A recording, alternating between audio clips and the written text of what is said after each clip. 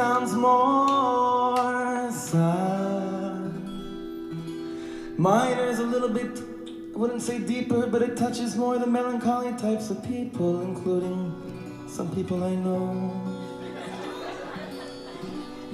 I would say that most ultimate hits, most ultimate rock hits, of course they're in minor.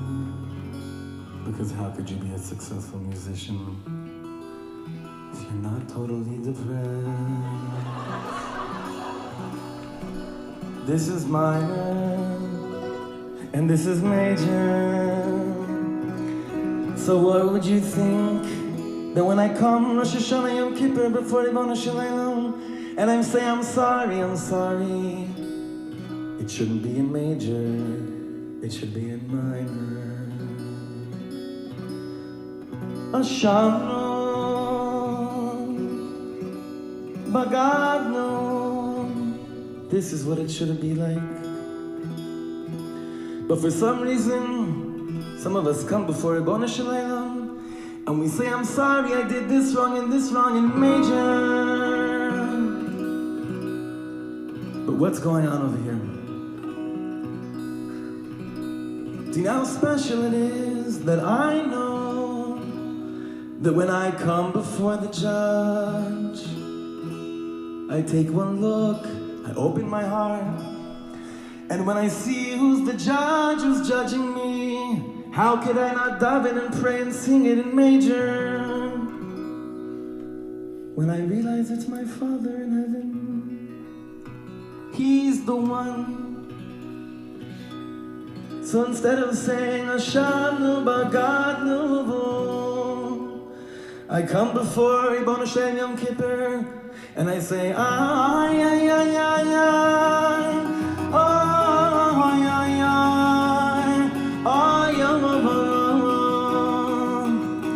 I did this wrong and that wrong, but I know that you're giving me a new neshama, new song. So I'd like to teach you and sing with you in honor of a new year, in honor of major. Let's go. One. Ay ay ay ay ay ya da da da da da ya da da da da da. Ay ay ay ay ay ay. Isn't it amazing that we confess our sins on Yom Kippur in a major key, filled with joy? It must be that we're coming to atone for our sins before a parent who loves us and is going to give us the benefit of the doubt. What a beautiful lesson, a spiritual lesson in musical terms from Rabbi Shlomo Katz. And then he went on from there on his Live in Melbourne album to teach the Nigun Mitzpeh. And I guess I'll start the show with that Nigun tomorrow. How are you, my holy sisters and brothers? Let's light up the darkness. Who is with us as we do a little beautiful learning on a Monday evening? Melissa in Great Neck, Stephen in New Hampshire, Sharon, in Lebanon, New Jersey, Yehudit in South Carolina, Paula in the far north suburbs of Chicago, Tom in PA, Renee in Indiana, Rebecca in LA, Pauline in Chicago, Ann in Merced, Bill in Missouri, Gwen saying good evening, John in Lewiston, Maine, Virginia, from Brisbane, Australia, best regards from Virginia, Christo in Lubbock, Nancy in Virginia, Tom says, I always approach Yom Kippur in major, Lucy in Minnesota, Aoife in Ocala, Florida, and Seraphim in California. Welcome, everybody. I just can't recommend that album enough. Shlomo Katz, live in Melbourne. All right, we've got some beautiful teachings tonight. Where are we holding? Very holy number, 26. 26 is the gematria, the numerical value of the four-letter name of God. So whenever we have a 26, maybe we pay special attention. We're in Tractate Sukkah. This is the 7th volume of the Talmud, The Laws of Sukkot. We're in chapter 2, generally about how we fulfill our obligation to dwell in the Sukkah during the week-long festival. We are continuing our discussion of Mishna number 6. That was a very short Mishnah. Those on the path to perform a mitzvah, to perform a commandment, are exempt from the mitzvah of Sukkah. And the ill and their caretakers are exempt from the mitzvah of Sukkah, and one may eat and drink in the framework of a casual meal outside the Sukkah during Sukkot. So, we pick it up near the top of the A side of page 26. It is taught in a Baraisa. Rabbi Hananiah ben Akavia said, with regard to scribes of Torah scrolls, tefillin, and mezuzahs, they themselves and the merchants who sell these objects, right? The merchants who actually sell Torah scrolls, tefillin, mezuzahs, and the ones who manufacture them, and all who are engaged in the labor of heaven, right? So if your business is getting mezuzahs into the hands of people who need mezuzahs, getting tefillin into the hands of people who need tefillin, and I was just involved in helping somebody get their tefillin. Very beautiful, that's a very beautiful purchase to be making. And a good experience if you're here in LA and you need tefillin, you go to the mitzvah store and Rabbi Shimon Kraft. Okay, so all, and like Rabbi Kraft, all who are engaged in the labor of heaven, which comes to include the sellers of the techelis, the blue dye that we use to dye one of the tzitzit, one of the fringes in our tzitzis, our ritual fringes from the four corners of our garments. So they are all exempt from the mitzvah of reciting Shema, and from prayer, and from wrapping tefillin, and from all mitzvahs that are mentioned in the Torah. Period. They never have to say Shema or do all these other mitzvahs because their profession is selling Torahs and mitzvah and tefillin and mezuzahs. No, of course not. They're exempt from all those mitzvahs while they are engaged in that labor, in the business of heaven. This statement comes to fulfill the statement of Rabbi Yosei HaGalili. As Rabbi Yosei HaGalili would say, one who is engaged in a mitzvah is exempt from another mitzvah, right? These people are in the business of doing mitzvahs all day long. What is the halacha on this? Scribes of Torah scrolls, tefillin, and mezuzahs, the merchants who purchase the scrolls from them, and all who engage in the labor of heaven are exempt from donning tefillin all day, except for when they recite Shema and pray.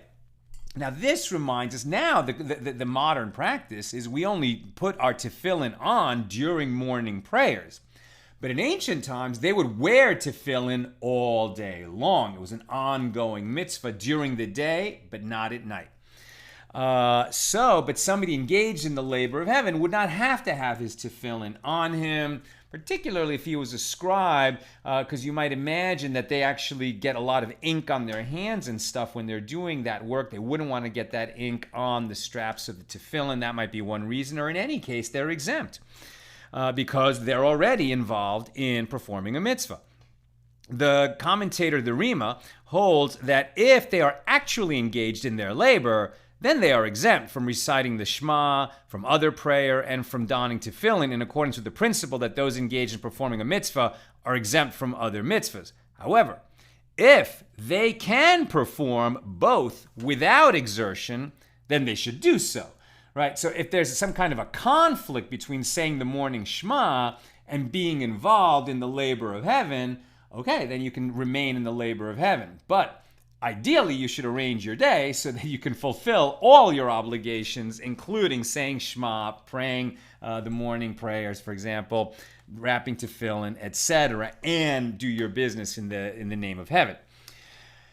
Continuing the Gemara, the sages taught in a Baraisa, travelers who travel during the day are exempt from the mitzvah of Sukkah during the day and are obligated at night Travelers by night are exempt from the mitzvah of sukkah at night, but they're obligated during the day. Travelers both day and night, if you're on the road, really anxiously getting to your destination and you're traveling both day and night, okay, so then you're exempt from the mitzvah of sukkah both during the day and the night. Those who travel for a matter of a mitzvah, they're traveling in order to fulfill a commandment, they are exempt both during the day and at night because they are preoccupied with the mitzvah, even if they are not traveling at night, as in this recurring incident involving Rav Chizda and Rabba bar Rav Huna. The Gemara relates, when they would enter the house of the exilarch, so in Bavel, in the Babylonian Jewish community, the head of the Jewish community was the exilarch. So when they were going to his house, when they would enter the house of the exilarch on the Shabbos of the festival, so when they would go on Shabbos during Sukkot to hear the exilarch's festival homily, in other words, he is the major Torah scholar and head of the Jewish community in Babel, and they go to hear him teach on Shabbos during Sukkot. They would sleep on the bank of the Sura River in their journey to get there, and not in a sukkah. And they said in explanation, we are ones on the path to perform a mitzvah. We're going to learn Torah from the exilarch, and so we are exempt from the mitzvah of sukkah. Where does the halacha, where does the law come out on this? Travelers who travel during the day for their business are exempt from sukkah during the day and obligated at night. So these are just travelers. They're not traveling for the purpose of performing a mitzvah. They're just traveling. And those who travel at night are exempt at night, but they are obligated in sukkah during the day. Now, according to the Rima, citing the Beis Yosef, they are not required to build their own sukkah. Therefore, if they do not find a sukkah, they may continue on their way without a sukkah. Nevertheless, one who makes the effort to eat and sleep in a sukkah is praiseworthy. So the bottom line, what they're telling us is, if you're traveling for business, you can go and travel on business, even though in your journey you may not have the possibility of eating and sleeping in a sukkah. It's still going to be permitted to travel to get to where you're going. But it would be better if you would arrange that as you travel, you get to a place where there is a sukkah. You're not going to be obligated to build a sukkah. You don't need a road sukkah, like taking the materials of a sukkah with you.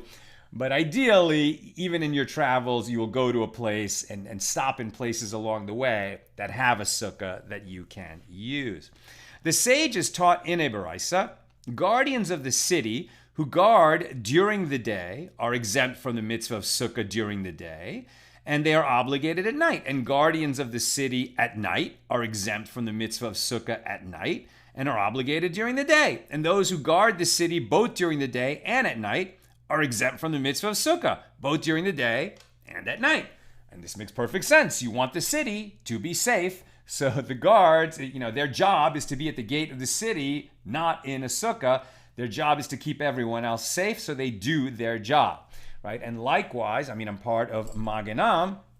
We're a volunteer security force that carries firearms on Shabbos, right? Now, you can't carry weapons on Shabbos. It is not permitted unless your purpose in carrying them is to keep your community safe, and then it is permitted.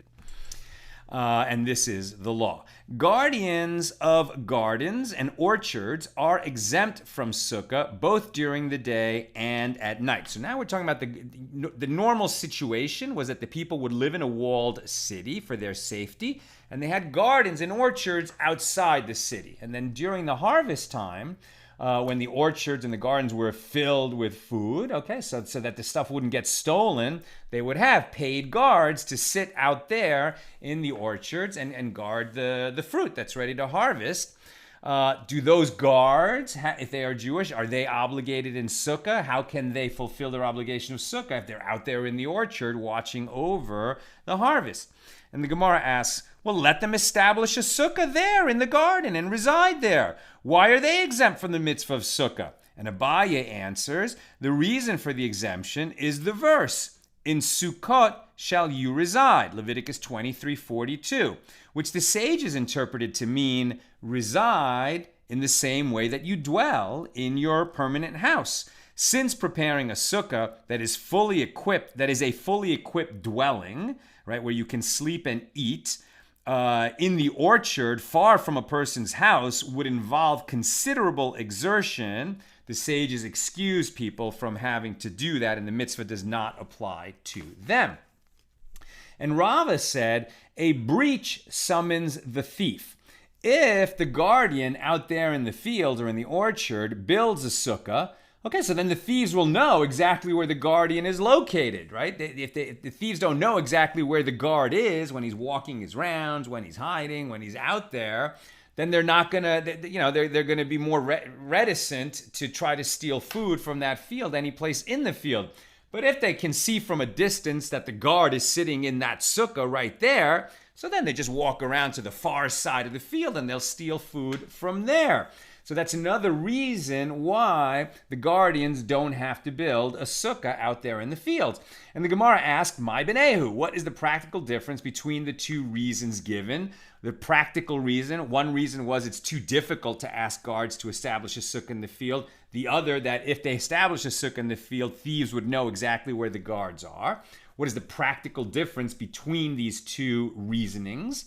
And the Gemara answers, there's a difference between them in a case where he is guarding a pile of fruit. In other words, it's already been harvested from the trees and gathered in one place, which can be guarded from inside the sukkah since it's right there. Therefore, according to Rava, in the case that the guard would be obligated, in that case, the guard would be obligated in the mitzvah of sukkah since he can watch over the piled fruit from a sukkah. However, since the sukkah in the orchard is not like a fully equipped home, according to Abaye, he would still be exempt, even if all the harvested produce was concentrated in one location out there in the field.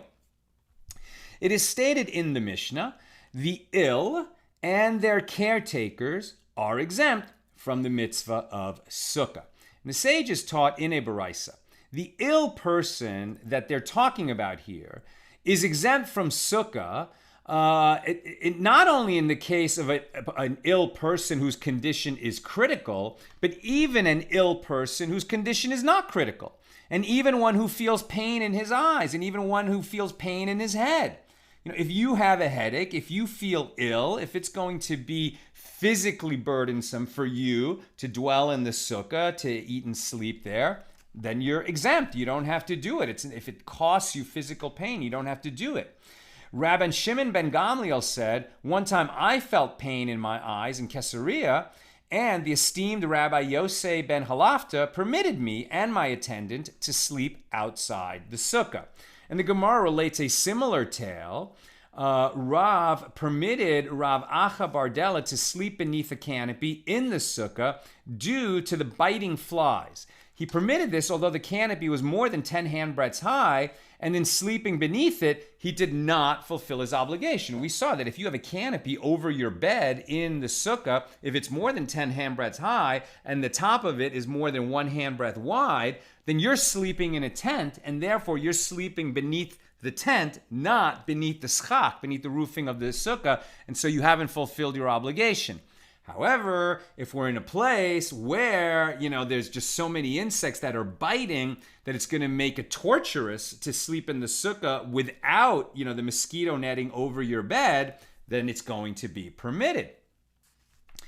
And Rava permitted Rabbi Acha Bar Ada to sleep outside the sukkah due to the foul odor of the earth floor of the sukkah. And the Gemara comments, Rava conforms to his line of reasoning. As Rava said elsewhere, one who suffers in the sukkah is exempt from the mitzvah of sukkah. And the Gemara asks, but didn't we learn in the Mishnah that the ill and their caretakers are exempt from the mitzvah of sukkah? By inference, with regard to an ill person, yes, he is exempt. With regard to one who suffers, no, he is not exempt. And the sages say, with regard to an ill person, he and his caretakers are exempt. However, with regard to one who merely suffers in the sukkah, he is exempt, but his caretakers are not. So recall that suffering in this case does not mean you're generally suffering, whether from mental anguish or physical anguish. Rather, suffering refers to it's the sukkah itself that somehow makes you suffer. Being in the sukkah somehow makes you suffer, so then you're going to be exempt, but your caretaker is not going to be exempt. If you are ill, then you are exempt and your caretaker is exempt. And the exception to that is your caretaker is not exempt if your caretaker has a shift partner, right? So if you have a team of caretakers, then when your caretaker is off duty, he is obligated to fulfill his obligation of Sukkah. The Mishnah continues, one may eat and drink in the framework of a casual meal outside the Sukkah. Now the concept here is during Sukkot, we're obligated to dwell in the Sukkah, and this means ideally we sleep there every night, and certainly we take all of our meals in the Sukkah. Our meals, yes. A snack, not necessarily. So the Gemara asks, and how much food is considered a casual meal or a snack? And Rav Yosef said, it is 2 or 3 egg bulks of bread. So if you can imagine the volume of an egg, about 2 or 3 of those volumes of bread, that constitutes a meal. And Abaye said to him, but often doesn't a person suffice with that measure of food and then its legal status is that of a formal meal? Right? Sometimes people just some people eat a very small meal and that's really all they need. And then for them it is a meal, even though it's such a small amount that for other people it would only be a snack, just a little nosh. For me, if it's lunchtime and I haven't had food since breakfast, and I'm just going to eat, about this much bread, like that's not going to be a meal for me. But maybe for a person who's a real light eater, it would be a meal. So this is the question. Where am I? Abaye said, but often doesn't a person suffice with that measure of food? And then its legal status is that of a formal meal.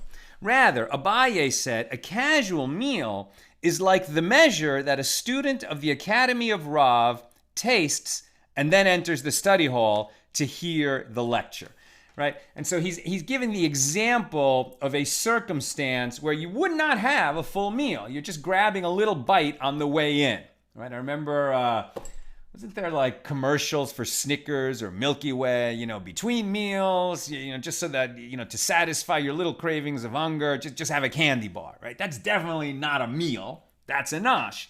So presumably that, at least according to Abaye, even if it's more than the volume of 2 egg bulks, would just be a snack, and you would be permitted to eat that outside the sukkah because it's just a little nosh. There's no mistaking it for a meal. Where am I?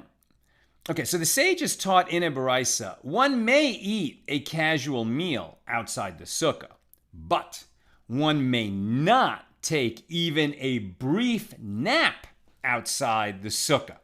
The Gemara asks, what is the reason for this distinction? After all, sleeping in the sukkah is an obligation, just like eating in the sukkah is an obligation. So why is it that we could eat a snack outside the sukkah, but we can't take a nap outside the sukkah? And Rav Ashi said it is prohibited to take a nap outside the sukkah due to a decree lest he fall into a deep sleep. So the sages are protecting a person who he's just taking a nap. It is a kind of a casual, just a little bit of sleep, but you never know, when you take a nap, you could drop off into a deep sleep, and now you're not just napping, you're sleeping outside the sukkah, and then you would be violating the commandment to dwell in the sukkah. Now, it's worth noting that in modern times, people are much more lenient about sleeping in the sukkah. Some people are nice and stringent about that, and they really sleep every night in the sukkah, and they build sukkahs that lend themselves to sleeping there. It's really enclosed well, it's protected, it feels safe, bugs aren't coming in there, and they have a door that they can lock. So, a bad guy could come in over the roof, presumably, but not through the walls. So they sleep in the sukkah. But a lot of other people, they just don't feel comfortable, especially in very cold weather places.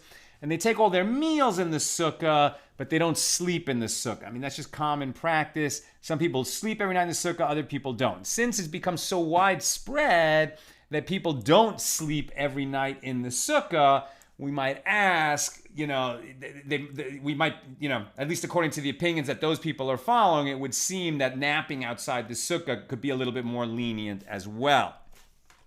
Here's the halacha. a brief nap outside the sukkah. Even a brief nap is prohibited outside the sukkah, even if one merely rests his head between his knees, since there is no concept of substantial duration with regard to sleep, in accordance with the opinion of Rava. In other words, a meal is not a meal until it's more than 2 or 3 egg bulks worth of bread. There's a minimum measure. But for sleeping, there's no minimum measure. That's why a nap is not distinguished from any other length of sleep. In recent generations, many are not vigilant about sleeping in the sukkah. The justification is due either to the severe cold in many countries or because sleeping there with one's wife is immodest, right, out there in that hut. And therefore, people don't really move into the sukkah in terms of sleeping out there. People who are very meticulous with observance do sleep in the sukkah, but a lot of people don't. Okay, now we skip a little bit to near the top of the B side of page 26.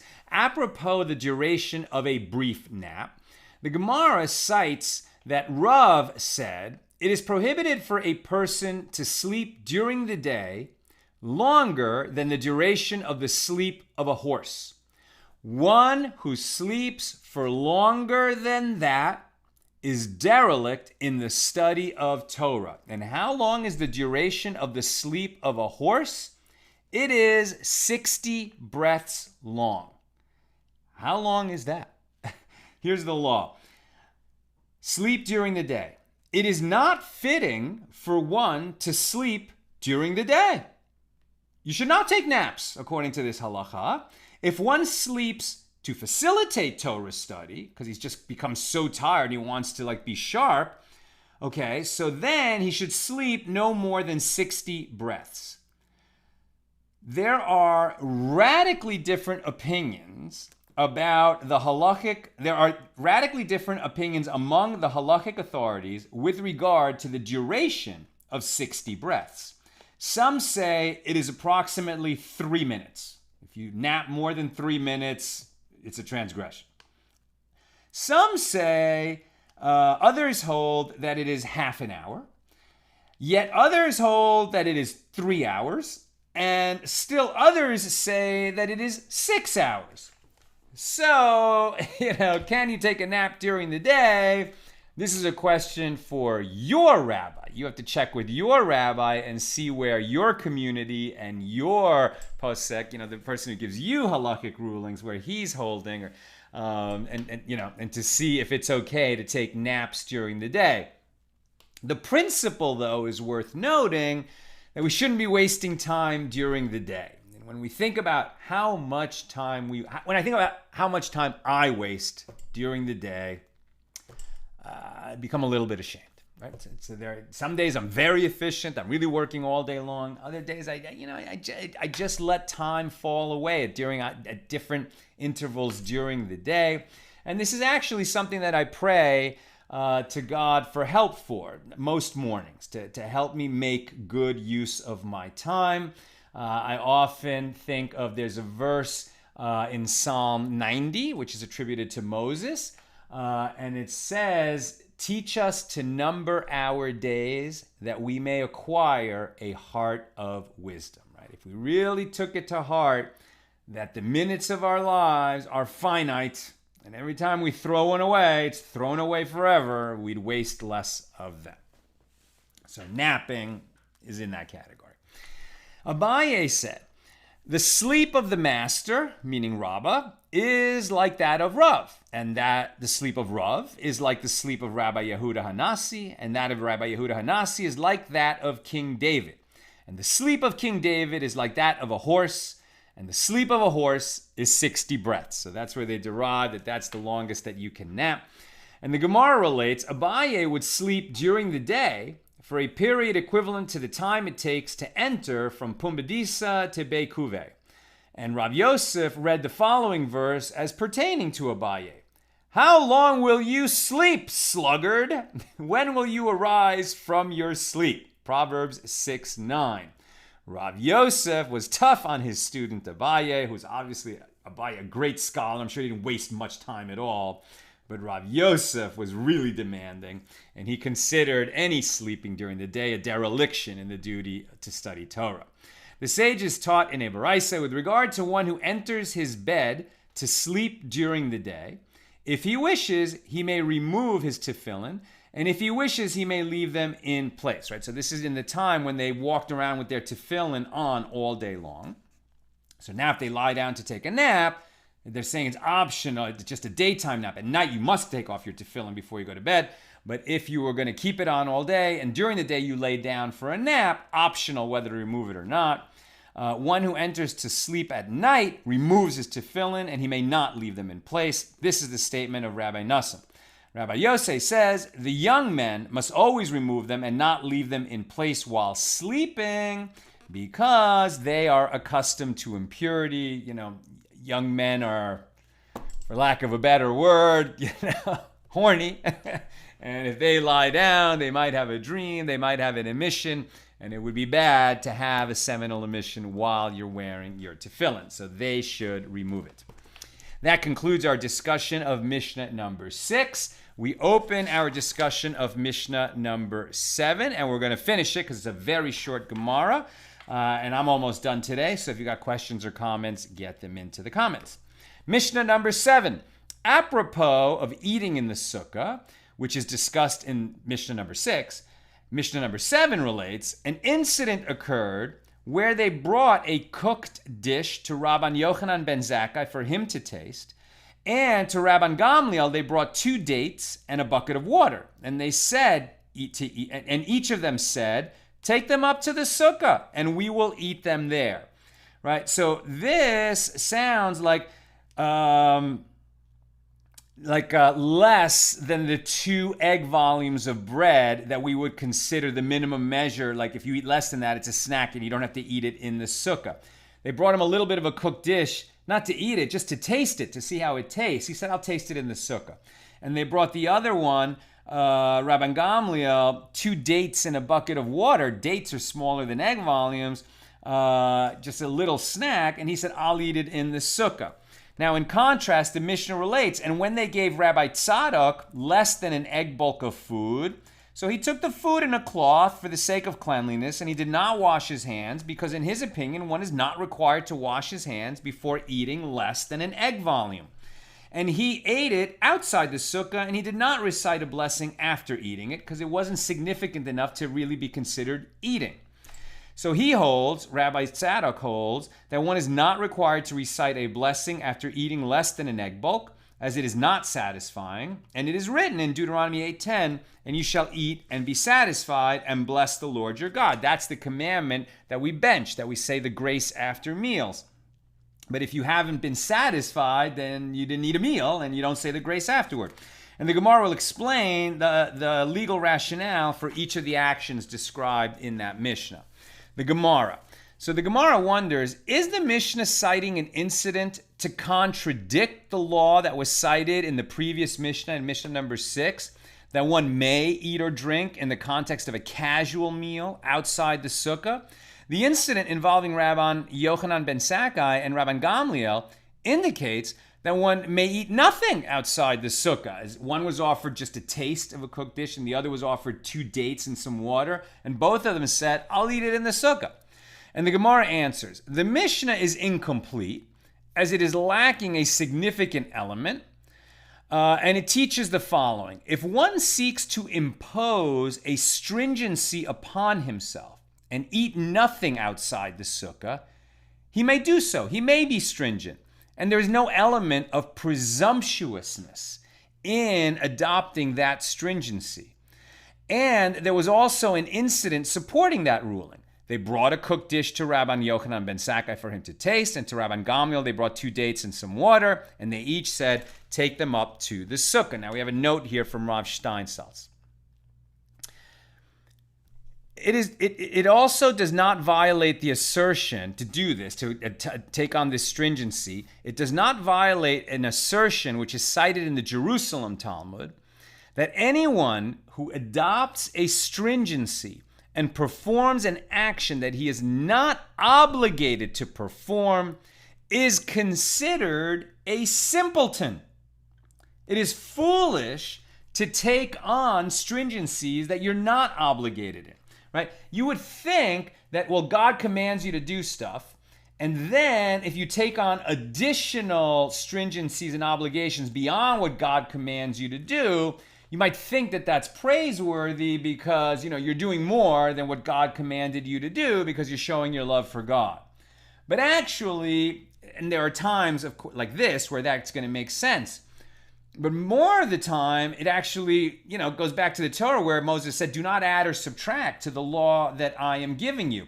Now, the rabbis impose a bunch of rabbinic decrees, but those decrees are to protect us from coming to violate Torah laws inadvertently. So there's a reason for those. Those are logical.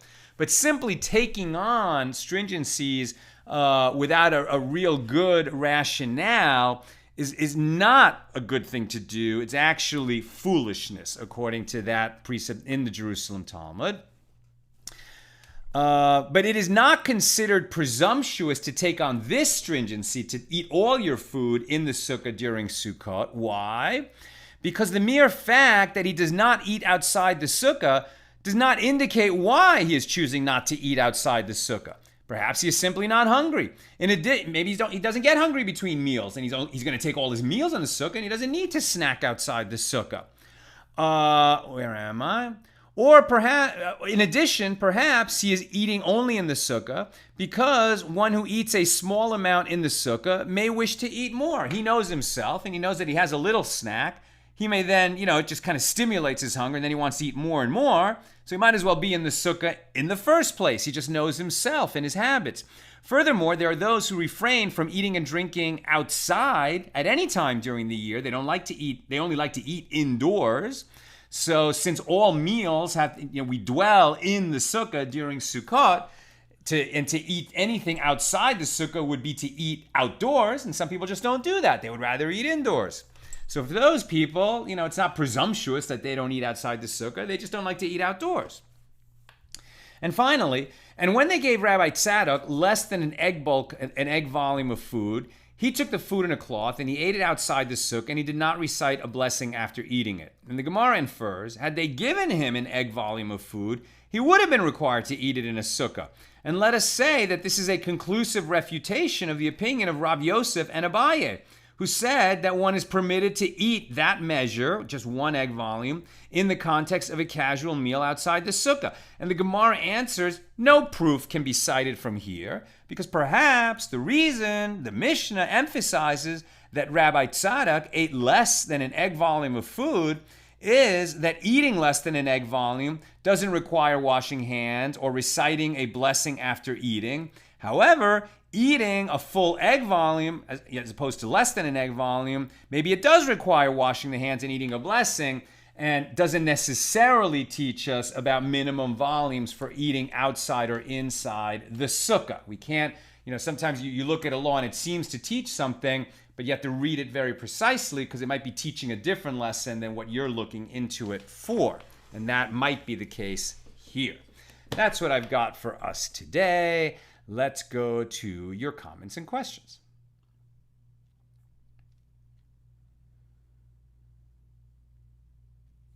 Tom, if you're traveling during Sukkot, can you tote a sukkah along with you? I mean, you can. You're just not obligated to. That seems to be what we learned. But I would say that that's going to be considered praiseworthy, right? In fact, I saw that about travelers. Where is it? Right, travelers, those who, right, they're exempt. Right, so you're exempt if you're traveling. Nevertheless, one who makes the effort to eat and sleep in a sukkah, even while he's traveling, is praiseworthy. And so if the only way you're going to be able to eat in a sukkah while you're traveling is to bring the sukkah with you, and you do it, so it's praiseworthy. Sharon, since you do the Shema, you recite the Shema on arising and going to bed, how would working as a sofer, a scribe, even be a concern? I can get it as it applies to morning and evening services. But what about the Shema, which seems to be when we rise and when we lie down? I don't know. Maybe the fact that maybe he's got a big job to do, and he's waking up to get started on that job even while it's still dark, and then the time comes to say the morning Shema, and he could just keep working straight through so that he can finish that Torah scroll by the deadline. A situation like that. But as we learn, it would be much better for any scribe to arrange his day so that he can fulfill all his normal obligations and keep his work going. Alejandro Martinez, I have a question. In those times, did all Yehudim, did all Jews used to wear tefillin permanently, or only the Talmudic sages? I mean, it's a good question. I think the understanding was that any Jew was supposed to wear their tefillin all the time.